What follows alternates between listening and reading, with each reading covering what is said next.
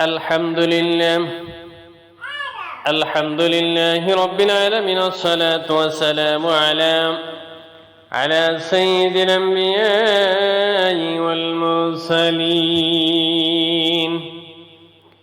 وعلى آله وأصحابه أجمعين।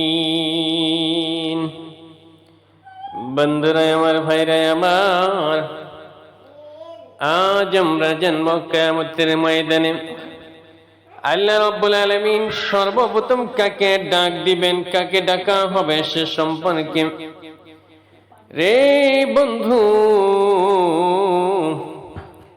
কিয়ামতের ময়দানে যাকে প্রথম ডাকা হবে তিনি হলেন হযরত আদম আলাইহিস সালাতু ওয়াস সালাম। হযরত আবু হুরায়রা রাদিয়াল্লাহু তাআলা আনহু থেকে বর্ণিত, নবী সাল্লাল্লাহু আলাইহি ওয়াসাল্লাম বলেছেন, কিয়ামতের দিন যাকে প্রথম ডাকা হবে তিনি হলেন আদম আলাইহিস সালাতু ওয়াস সালাম। তিনি তার সন্তানদের দেখবেন, বলা হবে হলো তোমাদের পিতা আদম। তিনি এখন বলবেন, উপস্থিত হয়েছে হে রব, আপনার কাছে কল্যাণ। আল্লাহ তাআলা তাকে বলবেন, তোমার সন্তানদের মধ্যে জাহান্নামবাসীদের নিয়ে আসো। আদম আলাইহিস সালাতু ওয়াস সালাম বলবেন, হে আমার রব, কতজনকে নিয়ে আসবো? আল্লাহ বলবেন, শতকরা 99 জনকে নিয়ে আসো। একথা শুনে সাহাবায়ে কিরাম বললেন, ইয়া রাসূলুল্লাহ, যখন আমাদের 100 জনের মধ্যে 99 জনকে জাহান্নামে নিয়ে যাওয়া হবে, তাহলে বাকি থাকবে কি? রাসূল পাক সাল্লাল্লাহু আলাইহি ওয়াসাল্লাম বলেন, অন্যান্য উম্মতের সংখ্যার তুলনায় আমার উম্মত হবে এমন অল্প, যেমন একটি কালো ষাঁড়ের গায়ে সাদা পশম থাকে। আবু সাঈদ খুদরি রাদিয়াল্লাহু তাআলা আনহু থেকে বর্ণিত, তিনি বলেন, রাসূল করিম সাল্লাল্লাহু আলাইহি ওয়াসাল্লাম বলেছেন, আল্লাহ বলবেন, হে আদম। তখন আদম বলবেন, হে প্রভু, আমি উপস্থিত। আপনার হাতে সৌভাগ্য, সকল কল্যাণ। আল্লাহ রাব্বুল আলামিন বলবেন, জাহান্নামীদের আমার কাছে উপস্থিত করো। আদম আলাইহিস সালাতু ওয়াস সালাম বলবেন, কতজন জাহান্নামী? আল্লাহ বলবেন, প্রতি 1000-এ 999 জন। রাসূল পাক সাল্লাল্লাহু আলাইহি ওয়াসাল্লাম বললেন, এটা হলো সেই সময় যখন ভয়াবহ অবস্থার, কারণ বাচ্চারাও বুড়ো হয়ে যাবে, প্রসাবকারিনীর প্রসাব করে দিবে, আর তুমি মানুষকে দেখবে নেশাগ্রস্ত, অথচ তারা নেশাগ্রস্ত নয়। কিন্তু আল্লাহর শাস্তি অত্যন্ত কঠিন। সাহাবায়ে কিরামের কাছে বিষয়টা কঠিন মনে হলো। তারা বললেন, ইয়া রাসূলুল্লাহ, তাহলে আমাদের মধ্যে কোন ব্যক্তি সে যে মুক্তি পাবে? রাসূল পাক সাল্লাল্লাহু আলাইহি ওয়াসাল্লাম বলেন, যার হাতে আমার প্রাণ, তার শপথ করে বলছি, আমি আশা করি জান্নাতীদের 4 ভাগের 1 ভাগ হবে তোমরা। এক কথা শুনে আমরা আলহামদুলিল্লাহ বললাম, আল্লাহু আকবার বললাম। তিনি বললেন, যার হাতে আমার প্রাণ, তার শপথ করে বলছি, আমি আশা করি জান্নাতীদের 3 ভাগের 1 ভাগ হবে তোমরা। এক কথা শোনার পর আমরা আলহামদুলিল্লাহ বললাম, আল্লাহু আকবার বললাম। তিনি বলেন, যার হাতে আমার প্রাণ, তার শপথ করে বলছি, আশা করি জান্নাতীদের অর্ধেক হবে তোমরা। এক কথা শুনে আমরা আলহামদুলিল্লাহ বললাম, আল্লাহু আকবার বললাম। তিনি বলেন, অন্যান্য জাতির তুলনায় তোমাদের সংখ্যা হবে এমন, যেন একটি কালো ষাঁড়ের গায়ে কিছু সাদা লোম থাকে, অথবা গাধার গায়ের গোছার সংখ্যা সাদা অংশের মতো। হাদিস দুটি থেকে শিক্ষা ও মাসাইল হলো, 1 নাম্বার হলো, দেখা গেল এক হাদিসে শতকরা 99 জন জাহান্নামী বলা হয়েছে, আবার অন্য হাদিসটিতে 1999 জনের কথা বলা হয়েছে। আসলে কোনটি সঠিক? এর উত্তর দুটোই সঠিক। যেখানে 100 জন 99 জনের কথা বলা হয়েছে, সেখানে উম্মতে মুহাম্মাদীর উদ্দেশ্য হবে, অর্থাৎ মুহাম্মদ সাল্লাল্লাহু আলাইহি ওয়াসাল্লামের আগমনের পর যে সকল মানুষ জন্মগ্রহণ করেছেন তাদের 100 জনের একজন জাহান্নাম থেকে মুক্তি পাবে। আর যেখানে 1999 জনের কথা বলা হয়েছে, সেখানে পৃথিবীর শুরু থেকে শেষ পর্যন্ত যত মানুষ জন্ম নিয়েছে তাদের 1000 একজন মুক্তি পাবেন। 2 নম্বর হলো রাসূল পাক সাল্লাল্লাহু আলাইহি ওয়াসাল্লাম জান্নাতীদের 4 ভাগের 1 ভাগ, 3 ভাগের 1 ভাগ, সর্বশেষ অর্ধেক হবে তার অনুসারীদের মধ্য থেকে। যে কথা বলেছেন সেটা হলো তার আশা আকাঙ্ক্ষা, আর আল্লাহ রাব্বুল আলামিন তার আশা পূরণ করবেন বলে হাদিসে এসেছেন। 3 নম্বর হলো উম্মতে মুহাম্মাদের ফজিলত ও শ্রেষ্ঠত্ব প্রমাণিত হলো এই হাদিস দিয়ে। মোট জনসংখ্যার আনুপাতিক হারে তারা জান্নাতবাসীদের মধ্যে সংখ্যায় অনেক বেশি হবে। 4 নম্বর হলো যখন জাহান্নামী আর জান্নাতীদের বাছাই করা হবে তখনকার অবস্থা ভয়াবহ একটি চিত্রে হাদিস শরীফে তুলে ধরা হয়েছে। আল্লাহ তাআলা নিজেই বলেছেন, আর বলা হবে, হে অপরাধীরা, আজ তোমরা পৃথক হয়ে যাও। বনি আদম, আমি কি তোমাদের এমর্মে নির্দেশ দেইনি যে তোমরা শয়তানের উপাসনা করো না? নিঃসন্দেহে সে তোমাদের প্রকাশ্য শত্রু, আর আমার ইবাদত করো, এটি সরল পথ। আর অবশ্যই শয়তান তোমাদের বহু দলকে পথভ্রষ্ট করেছেন, তবু কি তোমরা অনুধাবন করোনি? এটি সে জাহান্নাম যার সম্পর্কে তোমরা ওয়াদা প্রাপ্ত হয়েছিলে। তোমরা যে কুফরি করতে, সে কারণে আজ তোমরা এতে প্রবেশ করো। 5 নম্বরের কথা হলো ভালো কোনো কিছু শুনলে আলহামদুলিল্লাহ বলা ও আল্লাহু আকবার বলা সুন্নাত।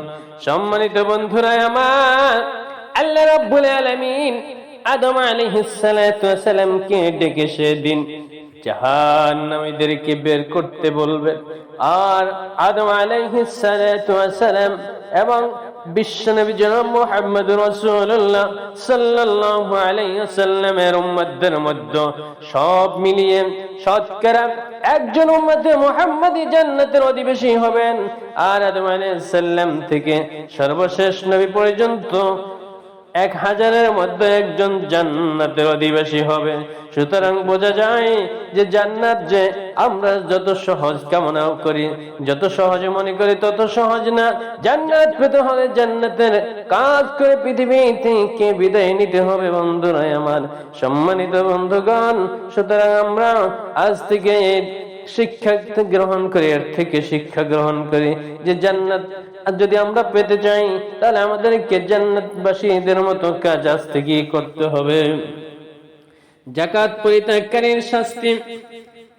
পৃথিবীর মাঝে আল্লাহ রাব্বুল আলামিন যাদেরকে অগণিত সম্পদের মালিক করেছেন, আর আল্লাহ রাব্বুল আলামিনের ফরজ যাকাত আদায় করেনি, তাদেরকে কিয়ামতের দিন কোন ধরনের শাস্তি দেওয়া হবে সে সম্পর্কে আমরা আলোকপাত করব। আল্লাহ তাআলা বলেন, আর আল্লাহ যাদেরকে তার অনুগ্রহ থেকে যা দান করেছেন তা নিয়ে যারা কৃপণতা করে তারা যেন ধারণা না করে যে তা তাদের জন্য কল্যাণকর, বরং তা তাদের জন্য কল্যাণকর যা নিয়ে তারা কৃপণতা করেছিল। কিয়ামত দিবসে তা দিয়ে তাদের বেরিয়ে পড়ানো হবে। আর আসমান সমূহ জমিন সমূহ উত্তরাধিকার আল্লাহর জন্য। আর তোমরা যা আমল করো সে ব্যাপারে আল্লাহ সম্যক জ্ঞাত। আল্লাহ রাব্বুল আলামিন বলেন, এবং যারা সোনার উপর টাকা পয়সা পুঞ্জীভূত করে রাখে আর তা আল্লাহর রাস্তায় খরচ করে না, তুমি তাদের বেদনাদায়ক আযাবের সুসংবাদ দাও। যেদিন জাহান্নামের আগুনে তা গরম করা হবে, অথবা তা দ্বারা তাদের কপালের পার্শ্বে এবং পিঠে সেক দেওয়া হবে। আর বলা হবে, এটাই তোমার নিজের জন্য জমা করে রেখেছিলে, সুতরাং তোমরা যা জমা করেছিলে তার স্বাদ তোমরা উপভোগ করো। আয়াত থেকে আমরা যে শিক্ষা গ্রহণ করতে পারি, 1 নম্বর হলো কৃপণতা একটি নিন্দনীয় কাজ। 2 নম্বর হলো কৃপণতা কখনো কল্যাণ বয়ে আনে না। 3 নম্বর হলো ধন সম্পদ আল্লাহ তাআলার দান। 4 নম্বর হলো কৃপণতা করে সঞ্চিত ধন সম্পদ কিয়ামতের দিন শাস্তির কারণ হবে। 5 নম্বর হলো টাকা পয়সা ধন সম্পদ। গরিবের অধিকার আছে, যা জাকাতের মাধ্যমে আদায় না করলে কিয়ামতে এগুলো শাস্তির মাধ্যম হবে। 6 নম্বরে এই অপরাধের কি ধরনের শাস্তি দেওয়া হবে তা বর্ণনা করা হয়েছে। হাদিস শরীফ এসেছে, আবু হুরায়রা রাদিয়াল্লাহু তাআলা আনহু থেকে বর্ণিত, তিনি বলেন রাসূল পাক সাল্লাল্লাহু আলাইহি ওয়াসাল্লাম বলেছেন, যাকে আল্লাহ তাআলা ধন সম্পদ দিলেন কিন্তু সে যাকাত আদায় করলো না, তার ধন সম্পদ বিষধর চুলওয়ালা সাপে পরিণত করা হবে, যার সিংহের মতো 2টি বিষাক্ত দাঁত থাকবে। কিয়ামতের দিনে সাপ তার গলায় পেঁচিয়ে দেওয়া হবে। এ দিয়ে সে তাকে ধ্বংসন করতে থাকবে আর বলবে, আমি তোমার সম্পদ, আমি তোমার সঞ্চয়।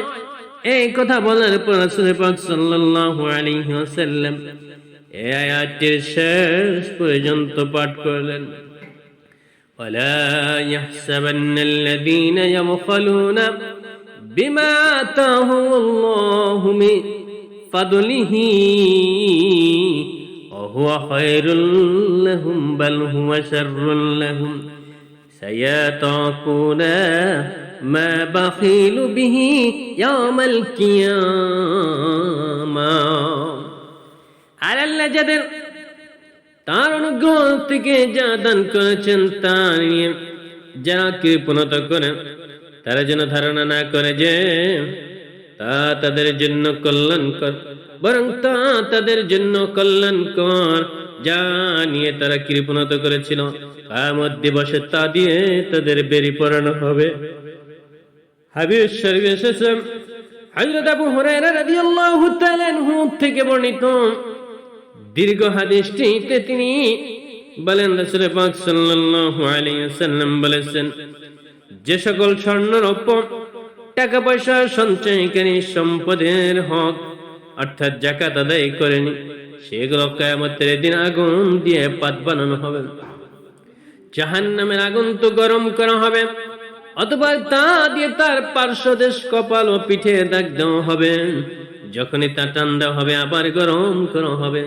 সে দিনটি সময়ের পরিমাণ হবে 1000। এ শাস্তি হবে মানুষের মধ্যে বিচার ফয়সালার পূর্বে।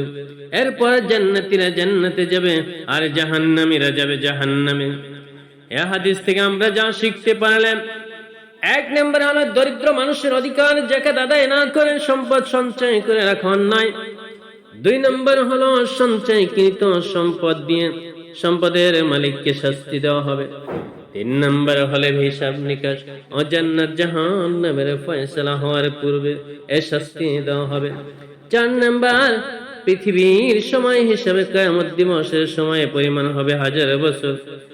হাদিস এসেছে জাবের রাদিয়াল্লাহু তাআলা আনহু থেকে একটি দীর্ঘ হাদিস বর্ণিত, তিনি বলেন রাসূল পাক সাল্লাল্লাহু আলাইহি ওয়াসাল্লাম বলেছেন, যে সঞ্চিত সম্পদের মালিক তার পাওনা যাকাত আদায় করেনি, কিয়ামতের দিন সেই সম্পদ একটি বিষধর সাপ হয়ে আসবে।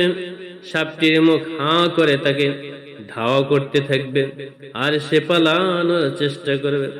আল্লাহ তাআলা তাকে ডাক দিয়ে বলবেন, তোমার সম্পদ গ্রহণ করো যা তুমি সঞ্চয় করেছিলে, আমি তোমার সম্পদের মুখাপেক্ষী নই।